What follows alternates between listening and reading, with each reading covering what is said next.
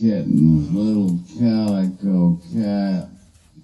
She had 5 kittens. I pick up my tourister. It seemed heavy. I look inside, and there are 4 kittens. Take care of my babies. Take them with you wherever you go.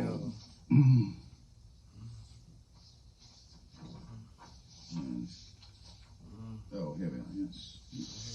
I'm selecting cat food at the pet shop in Dillon's, and I meet an old woman. Seems her cats won't eat any cat food with fish in it. Well, I tell her mine are just the opposite. They prefer the fishy foods like salmon dinner and seafood supper. Well, she says they certainly are company. And what can she do for her company when there is no Dillon's and no pet shop? And what can I do? And what can I do? I simply couldn't stand to see my cats hungry. What could I do?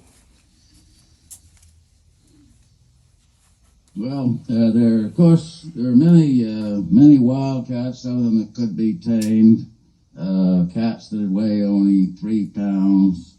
However, there will be fewer and fewer exotic, beautiful animals. The rainforests of Borneo and South America are going to make way for what? At Los Alamos Ranch School, where they later made the atom bomb and couldn't wait to drop it on the Evil East, the Yellow Peril, the boys are sitting on logs and rocks eating some sort of food. There is a stream at the end of a slope. The counselor was a Southerner with a politician look about him. Like many Southerners, he was a natural orator, just naturally full of bullshit. He told us stories by the campfire, culled from the racist garbage of the insidious Sax Romer. You remember Sax Romer, who created the insidious Dr. Fu Manchu, Hirsch Yellow Peril, and Fu Manchu went on and on like Tarzan. You thought he was dead, and then he'd pop up again. He also wrote books about evil Egyptians, the green eyes of Bast, the unspeakable Antony Ferrara. But Tony looked more like a beautiful, evil woman than a man, up to his crotch in unspeakable rites and depraved practices, and secrets so foul no decent man may learn them and live. Basic postulate. East is cruel, depraved, devious, immoral, antichrist, anti-American, in a word, evil. West is humane, decent, wholesome, straightforward, moral, sincere, and God-fearing, in a word, good.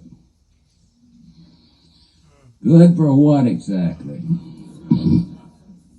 Suddenly a badger erupts among the boys. I don't know why he did it, just playful, friendly, and inexperienced, like the Indians who brought fruit down to the Spanish and got their hands cut off.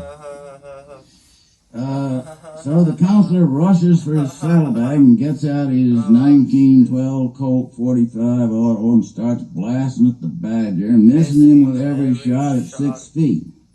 Finally, he puts his gun 3 inches from the badger's side and shoots. This time, the badger rolls down the slope into the stream. I can see the stricken animal, the sad, shrinking face, rolling down the slope, bleeding, dying.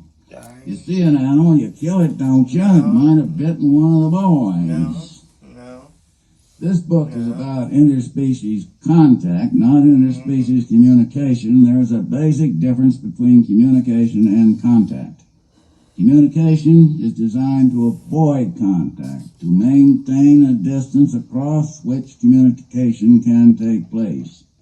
Contact involves identification with the creature you contact, and this can be very painful. Communication can be forced, contact cannot. You cannot force anyone to feel. This cat book recounts my own experiences with interspecies contact. You know when it happens, it can't be faked. And in this case, of course, contacting the badger is very painful indeed. He just wanted to romp and play and gets shot with a 45. With a 45. Identify with that. feel that, contact that. I don't know how many of you saw the TV short on Bigfoot. Tracks and sightings in the Northwest Mountain area. Interviews with local inhabitants. Here's a 300-pound female slob. What, in your opinion, should be done about these creatures if they exist? A dark shadow crosses her ugly face and her eyes shine with conviction. Kill them. They might hurt somebody. A specimen of Homo sap on screen with a long-range rifle and telescopic sights. Close-cropped beard, trying to look like an adventurer, and looking like a marginal freelance journalist who writes for survival. He is quite sure big feet are out there in those hills and proposes to kill a specimen. If I lived in the area, I would be more worried about this jerk with his rifle than about Bigfoot. But I suspect Bigfoot to be a fake, like the Barnum Bailey unicorn. Well, a camera team just happens on Bigfoot, with their cameras all set up and ready to go. Lights, action, camera. There he is, about 100 yards away, walking with a strange, slow gait, taking 6 feet at a stride like a moonwalk. Scientific stride experts say this is not a human stride. Well, certainly not at 24 frames per second. I suspect it to be a man in a gorilla suit projected in slow motion.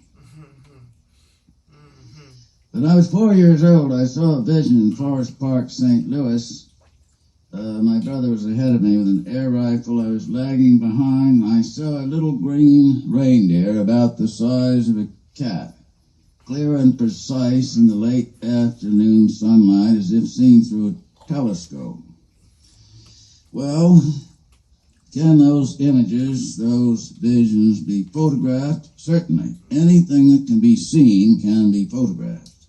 And anything that can be photographed can be faked.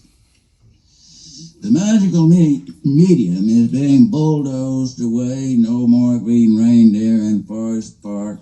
Angels are leaving all the alcoves everywhere. The medium in which unicorns, Bigfoot, green deer exist, always thinner like the rainforests and the creatures that live and breathe in them, as the forests fall to make way for motels and Hiltons. The whole magical universe is dying.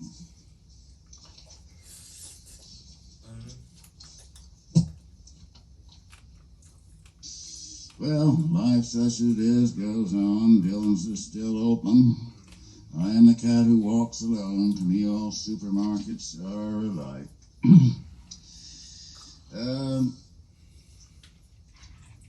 This is the end. We are the cats inside. We are the cats who cannot walk alone, and for us there is only one place. Walk alone for us. Thank you.